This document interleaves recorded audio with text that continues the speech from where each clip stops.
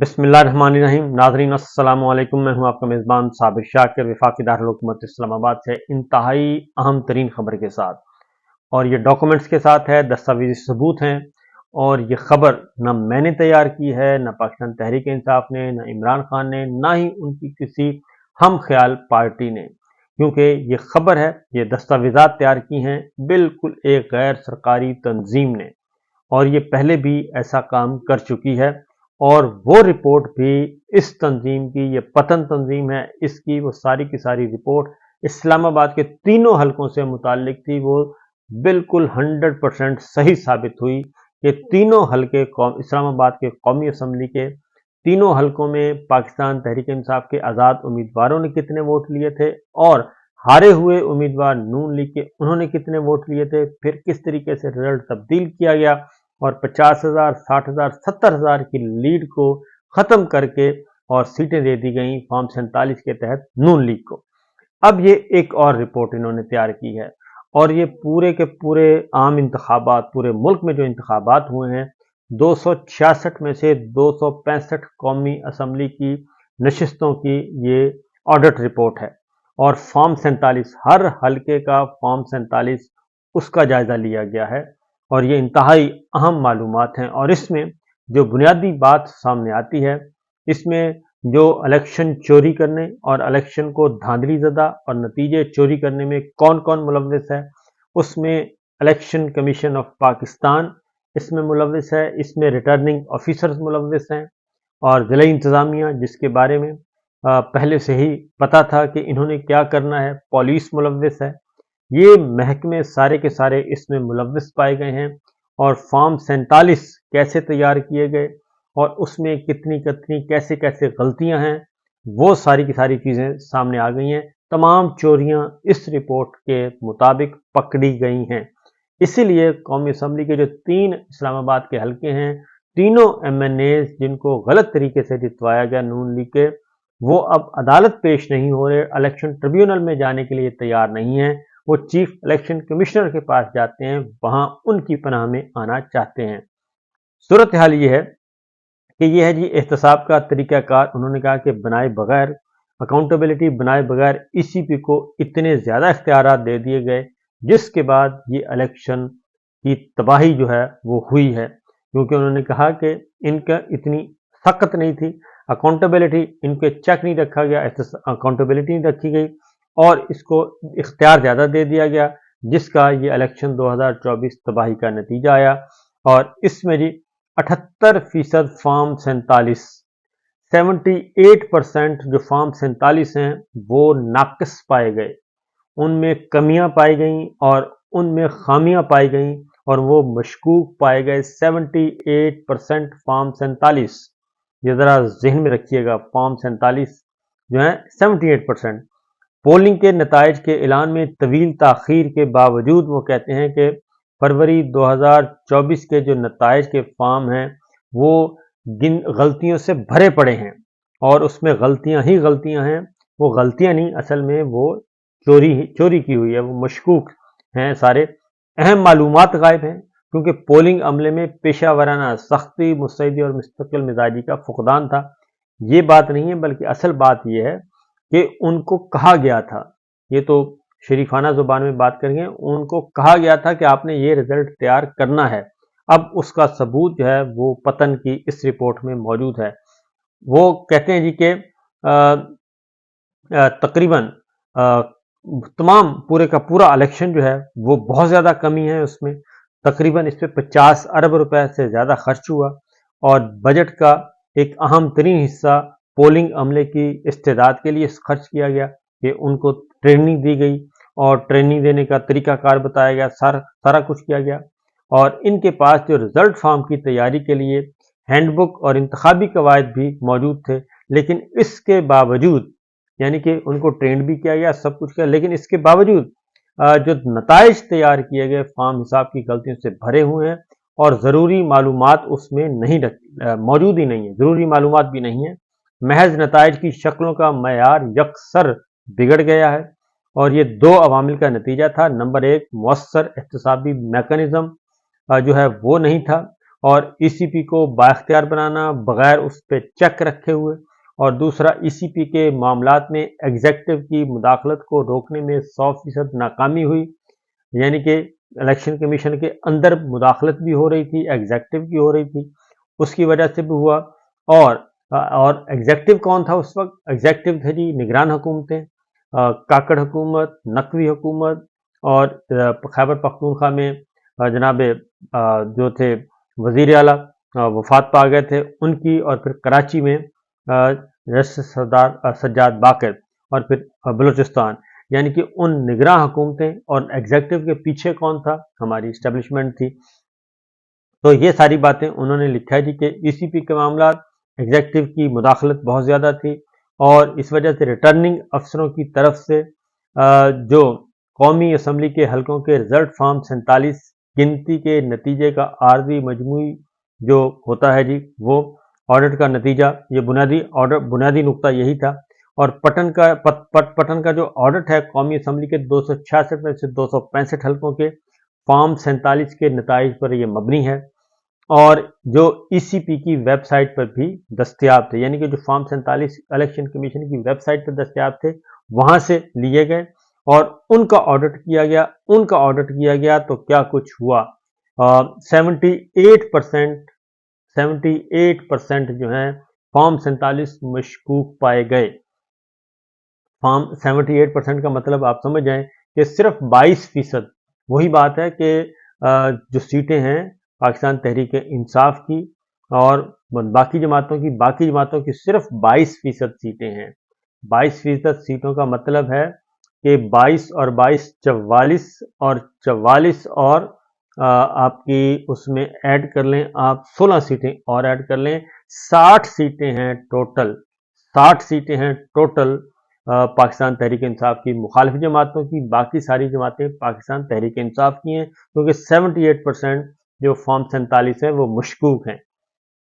Form 47 आगे जी वो बताते हैं कि पटन का जो ऑडिट हुआ उसमें इलेक्शन एक्ट 2017 और इलेक्शन रूल्स के तहत रिटर्निंग ऑफिस को फॉर्म 47 के मुताल्लिका सेक्शन में हर मतलूबा तफसील लिखने और हर हिस्से और लफ्ज को परफेक्टली रिकॉर्ड करने का पाबंद बनाया गया था। अजीब बात यह है कि ज्यादातर आरोज ने, रिटर्निंग अफसरान ने हदायत को नजरअंदाज किया और नतीजतन मजमूई तौर पर रिटर्निंग अफसरों के 68.7% या 182 हलकों में अपने ओहदा और बुनियादी महकमों के नाम का जिक्र तक नहीं किया।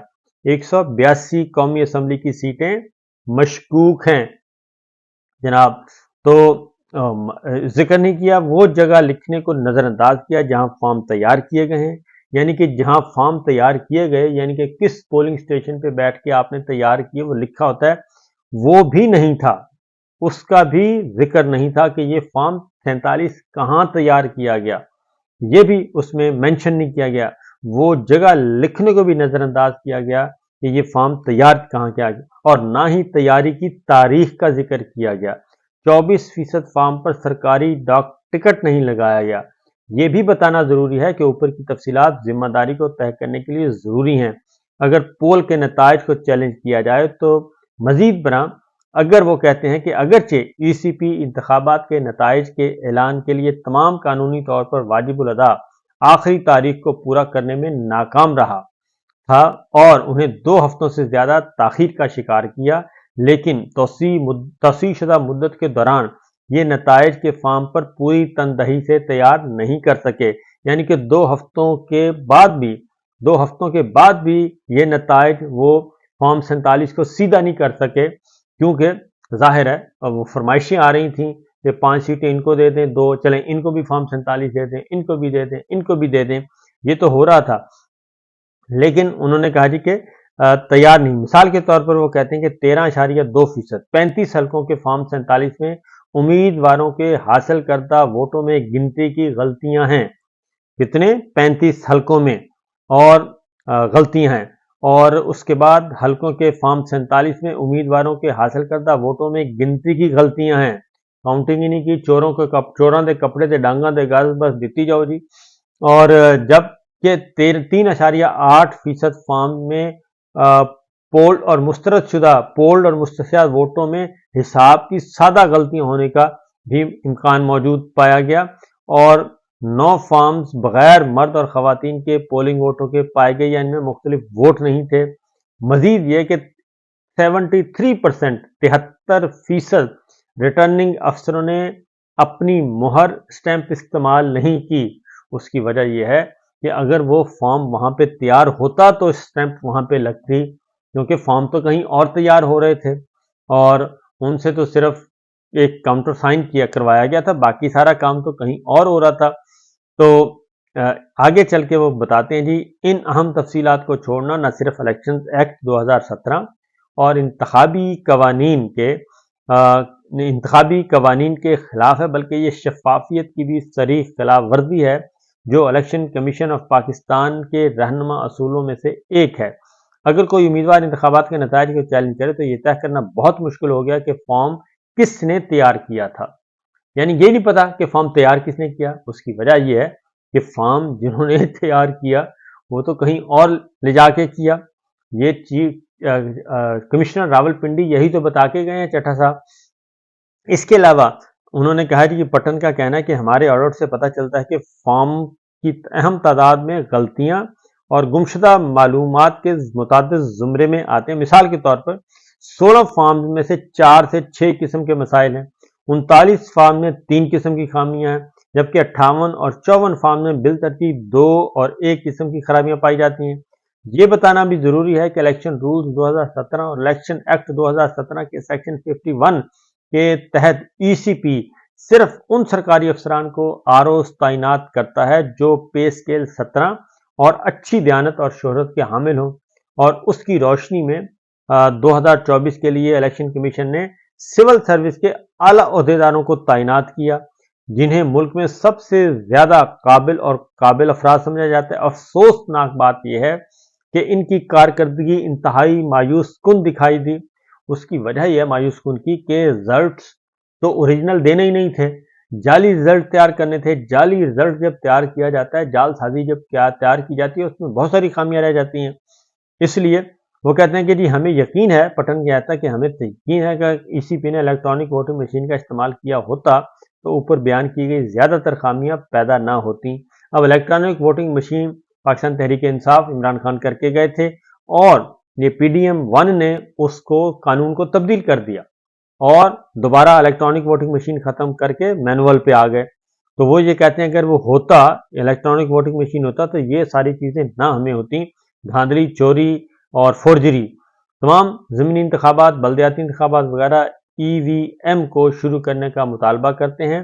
مستقبل کے انتخابات میں سرکاری افسران کو ڈی آر اوز و آر اوز کے طور پر تعینات نہیں کیا جانا چاہیے، کیونکہ ان سے جوڑ توڑ کرنا آسان ہے۔ اسی لیے پاکستان تحریک انصاف جو ہے وہ گئی تھی لاہور ہائی کورٹ میں کہ ان آر اوز کو نہ لگاؤ، اے سی ڈی سی کو نہ لگاؤ، پولیس افسروں کو نہ لگاؤ، بلکہ جوڈیشری سے آپ لیں تاکہ الیکشن فری اینڈ فیئر ہو سکے۔ تو ایسا نہیں کیا گیا تھا۔ اب وہی بات کی جا رہی ہے کہ مستقبل کے انتخابات میں سرکاری افسران کو D R Os R Os کے طور پہ نہیں تعینات کیا جانا چاہیے، کیونکہ ان سے جوڑ توڑ کرنا یعنی کہ دو نمبر رزلٹ تیار کرنا بہت آسان ہے، اور اس کے بجائے جوڈیشل افسران کے آزاد ہونے اور قواعد پر عمل کرنے کا امکان ہے، اس لیے انہیں مستقبل کے انتخابات میں D R Os R Os کے طور پر تعینات کیا جائے۔ تمام رزلٹ فارمز کو ناقص کارکردگی ذمہ دار کا تعین کرنے اور موازنہ ڈیٹا ریکارڈ کرنے کے لیے مکمل جانچ پڑتال کی ضرورت ہوتی ہے، اور صنفی لحاظ سے الگ الگ ٹرن آؤٹ ہر لحاظ سے ہوتا ہے جی لازمی۔ اب آپ کو ایک اور بات بتاؤں، یہی ریٹرننگ افسران کا معاملہ تھا، یہی جوڈیشل افسران کے بارے میں کہا جاتا، تو چیف جسٹس قاضی فائز صاحب نے کیا کیا تھا؟ ہائی کورٹس کے اختیارات ہی ختم کر دیے، تمام ہائی کورٹس کے اختیارات ختم کر دیے، اور اختیارات ختم کر کے اور معاملے کو کہاں سے کہاں تک پہنچا دیا۔ اسی لیے یہ بلے کا نشان بھی ختم کیا۔ اسی لیے اب کورٹ روم نمبر 1 جب فل کورٹ بیٹھتی ہے تو قاضی صاحب کے پاس کوئی وضاحت کا نہیں ہوتا، الفاظ ہی نہیں ہوتے کہ میں کس طریقے سے اپنے غلط کام کی وضاحت کروں۔ اس کے علاوہ جی جو مسنگ ڈیزیگنیشن جو آر اوز ہیں، یعنی کہ آر اوز 182 فارم یعنی کہ 182 حلقے ایسے ہیں جس میں جو ہے ڈیزیگنیشن آف آر اوز का ये मिसिंग पाया गया है, रिटर्निंग अफसरों की डेजिग्नेशन, ठीक है जी। मिसिंग ऑफ आरओ सिग्नेचर भी नहीं है, और इसके अलावा बहुत सारे, और उसके साथ है जी नॉट रीडेबल, ये भी 3 हल्के ऐसे हैं नॉट रीडेबल हैं फॉर्म 47। उसके बाद है जी कि ऑफिशियल स्टैंप नहीं है, ये 64 हल्के हैं, यानी कि 24%, और इसी तरीके से 24% हल्कों में नहीं है जी मोर। और date and time from preparation, ये 65 हल्के 24% ये है। और इस तरीके से ये सारा काम तैयार किया गया है।